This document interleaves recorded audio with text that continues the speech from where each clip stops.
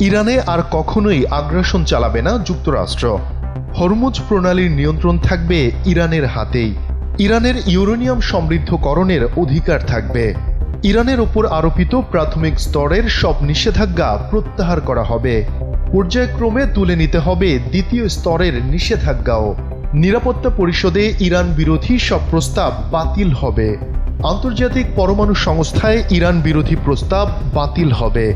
যুদ্ধে ইরানের যে ক্ষতি হয়েছে তার ক্ষতিপূরণ দিতে হবে।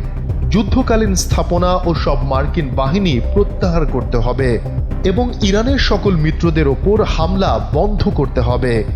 RICL TMX, যুগের পর যুগ স্থাপনা থাকে মজবুত।